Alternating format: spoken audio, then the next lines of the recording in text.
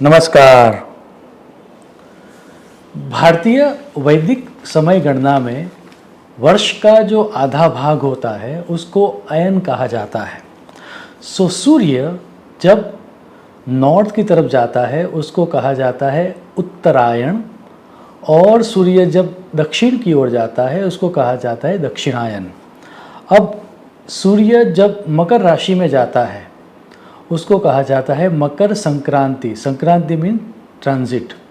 सूर्य जब मकर राशि में ट्रांजिट करेंगे तब उसको कहा जाएगा मकर संक्रांति, और तभी से उत्तरायण का प्रारंभ होता है, जो कि सूर्य जब कर्क राशि में जाएगा, दैट मीन्स जब दक्षिणायन में जाएगा तब खत्म होगा।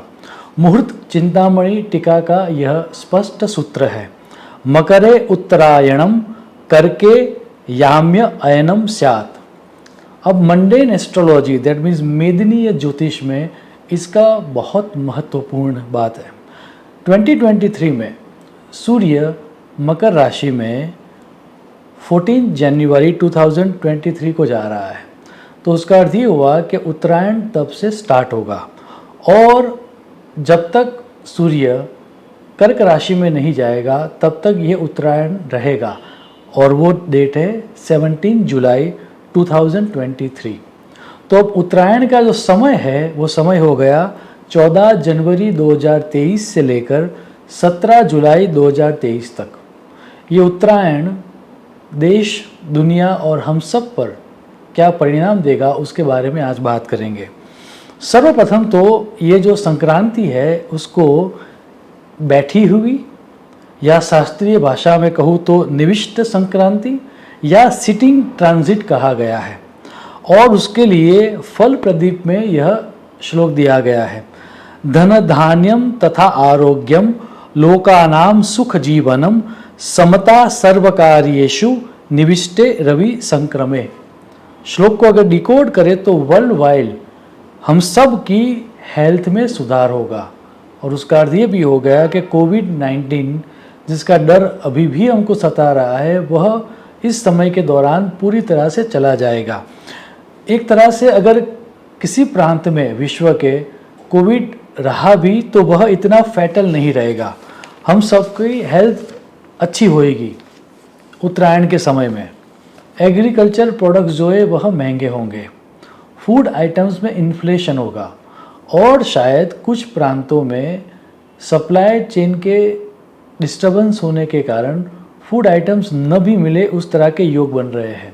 इकोनॉमिकल कंडीशन जो पूरे विश्व की है वो जैसी अभी चल रही है, दैट मीन्स एक तरह की मंदी जो चल रही है वैसी ही रहेगी, सुधरेगी नहीं, ऐसा स्पष्ट सूत्र दिया गया है। समाज के ज़्यादातर लोग खुश रहेंगे, उनकी स्थिति नॉर्मल रहेगी, अच्छी नहीं रहेगी, खराब भी नहीं रहेगी, नॉर्मल रहेगी। लेकिन कुछ ऐसे लोग इस समय के दौरान रहेंगे जो ज़्यादा एक्टिव रहेंगे, और वो समझाते हुए ज्योतिर्निबंध में यह सूत्र दिया गया है, चांडाल शौंडिकादिनाम सुखदा स्यात्तु राक्षसी।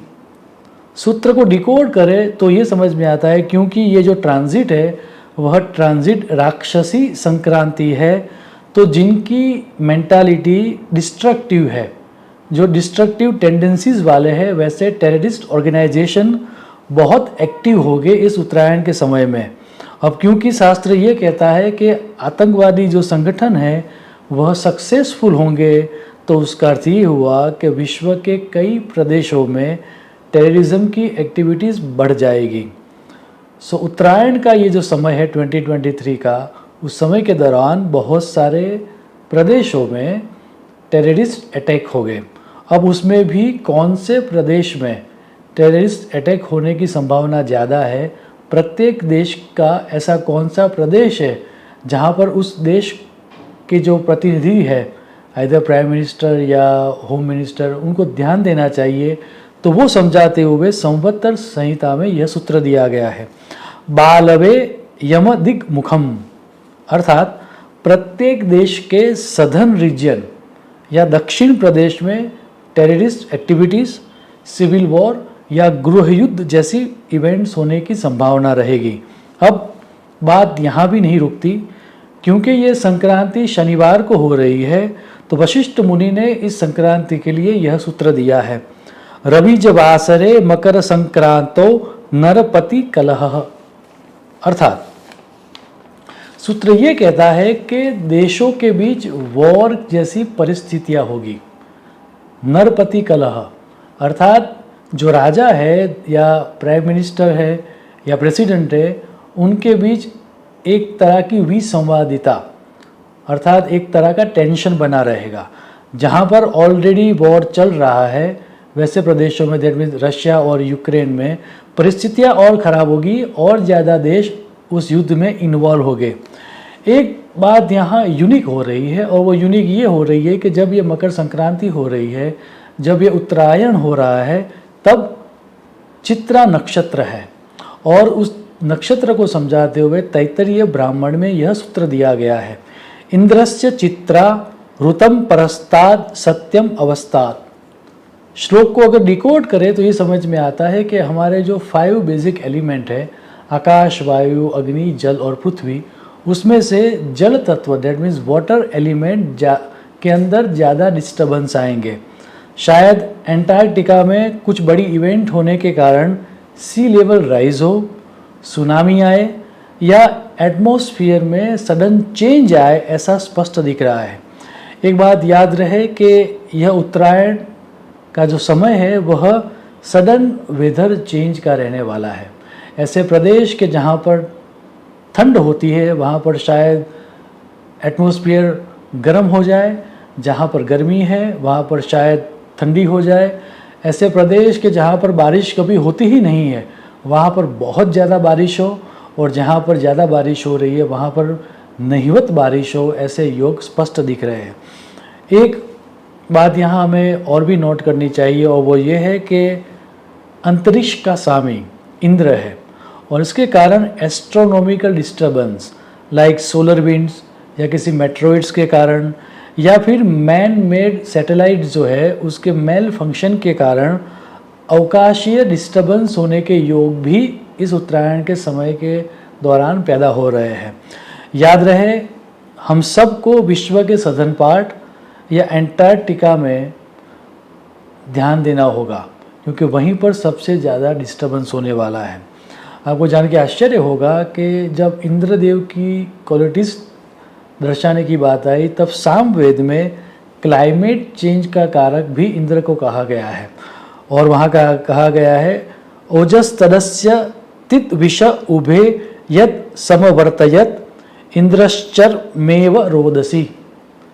श्लोक को अगर डिकोड करें तो ये समझ में आता है कि यह टाइम फ्रेम जो उत्तरायण की है वह सडन क्लाइमेट चेंज देने वाली रहेगी। अब पूरे विश्व की बात करने के बाद अगर हम हमारे देश की बात करें, भारत देश की बात करें, तो भारत देश के कौन कौन से प्रदेश में या कौन कौन से एरियाज़ में हमें ध्यान रखना पड़ेगा, उसके लिए कुर्म चक्र विचार करना होता है। और उसके बारे में बात करते हुए भास्कराचार्य जी का ये सूचन है कि कुर्म चक्र विचार से देश के कौन से राज्य में क्या होगा वह जाना जाता है, और उसके लिए जब ट्रांजिट होती है सूर्य की, तब देश की राजधानी को लेकर एक कुंडली बनाई जाती है और फड़ कथन किया जाता है। भास्कराचार्य जी का यह सूत्र है, यस्य विज्ञान मात्रेण ज्ञायते देश विप्लह। श्लोक के आधार पर जब हम बात करते हैं तो भारत और श्रीलंका की बॉर्डर, गोवा, कर्नाटक, केरल, तमिलनाडु एवं सदर्न पार्ट ऑफ महाराष्ट्र में सबसे ज़्यादा दिक्कत आने के योग है। वहाँ पर आइदर नेचुरल या मैन मेड ट्रबल होने की पूरी संभावना है। जिस तरह का महाराष्ट्र और कर्नाटक का बॉर्डर विवाद चल रहा है, बेलगांव का विवाद चल रहा है, ऐसा लग रहा है कि ये उत्तरायण के 6 महीने जो है उसमें यह विवाद ज़्यादा एक्टिव होगा और एक तरह की गृह युद्ध जैसी परिस्थितियों का निर्माण भी होता हुआ दिख रहा है। आखिर में हम सब के ऊपर ये उत्तरायण की क्या इफ़ेक्ट होगी वह दर्शाते हुए शास्त्र में नक्षत्रों के आधार पर मकर संक्रांति पुरुष का विचार किया जाता है। अब इसका कैलकुलेशन बहुत ही गहन है और विद्वानों को इसका मार्गदर्शन मिल सके, उसीलिए संहिता विचार में से यह सूत्र में दे रहा हूँ। शीर्षे पंच मुखे त्रीणि हस्तयोश्च त्रयम त्रयम हृदि पंच शशिनाभो गुदे च पादयोः समाहा। डिटेल में न जाते हुए नक्षत्रों में क्या क्या रिजल्ट मिलेगा हम सबको इस उत्तरायण का, यह यहाँ मैं ब्रीफ में बता रहा हूँ। चित्रा, स्वाति, विशाखा, अनुराधा और ज्येष्ठा, यह 5 नक्षत्र वालों को इस उत्तरायण में धन लाभ होगा। वेल्थ की नई नई अपॉर्चुनिटीज़ मिलेगी। अगर आप सैलराइज्ड हो तो आपकी सैलरी बढ़ेगी, और अगर आप बिजनेसमैन हो तो आपका टर्नओवर कुछ ज़्यादा ही बढ़ेगा। मूल, पूर्वाषाढ़ा और उत्तराषाढ़ा, यह 3 नक्षत्र वालों को धन लाभ नहीं होगा, लेकिन एक तरह की सुख की अवस्था बनी रहेगी। हालांकि अगर हेल्थ के कोई कॉम्प्लिकेशन पहले से चल रहे हैं तो उसमें आपको राहत मिलेगी। श्रवण, धनिष्ठा और शतभिक्षा, ये जो 3 नक्षत्र हैं उनको नई अपॉर्चुनिटीज़ मिलेगी। अगर आप अपनी लाइन चेंज करना चाहते हो तो इस उत्तरायण के दौरान आप कर सकते हो, आपको सुनिश्चित लाभ होगा। पूर्व भाद्रपद, उत्तर भाद्रपद और रेवती, यह 3 नक्षत्र वालों को धन हानि होगी। उनको अपने मनी मैटर्स में बहुत ही सावधानी रखनी होगी, अन्यथा जो पैसा आपके पास है वो भी चला जाएगा। We are advising you not to start anything new, नया कुछ स्टार्ट मत करना। अश्विनी, भरणी, कृतिका, रोहिणी और मृगशीर्ष, यह 5 नक्षत्र वालों को कंफर्ट मिलेगी। हालांकि वेल्थ नहीं मिलेगी, लेकिन आप कंफर्टेबल अवस्था में आ जाओगे। अगर आप खुद का व्यवसाय कर रहे हो तो जो प्रॉमिसेस आपको करनी है बहुत संभाल के करना, क्योंकि हो सकता है कि आप अपनी प्रॉमिसेस फुलफिल करने में समर्थ न हो। आद्रा नक्षत्र को सुख मिलेगा और नई अपॉर्चुनिटी मिलेगी, जबकि पुनर्वसु नक्षत्र को सबसे ज़्यादा चैलेंजिंग टाइम मिलेगा, ऐसा संहिता पुरुष विचार कहता है। आगे जाके पुष्प, आश्लेषा, मघा, पूर्वा फाल्गुनी, उत्तरा फाल्गुनी और हस्त, ये जो 6 नक्षत्र हैं उनको यात्रा के योग बन रहे हैं। याद रहे, आपको धन की अपॉर्चुनिटी कम मिलेगी, आपकी हेल्थ में भी सुधार होगा, लेकिन जो सिग्निफिकेंट बात आपके साथ होने वाली है वो ये है कि आपके यात्रा के योग बन रहे हैं। तो अगर आप अपने जन्म स्थान को छोड़ के कहीं और जाओगे तो आपको लॉट्स ऑफ अपॉर्चुनिटीज़ प्राप्त होगी। अंत में यहाँ पर जो भी विचार किया गया है वह हमारे जन्म नक्षत्र के आधार पर किया गया है, यह याद रहे। यह उत्तरायण का समय हम सब के जीवन में सुख, शांति और समृद्धि लाए, ऐसी ईश्वर को प्रार्थना करते हुए मैं मेरी वाणी को विराम दूंगा। शुभम भवतु। प्रणाम।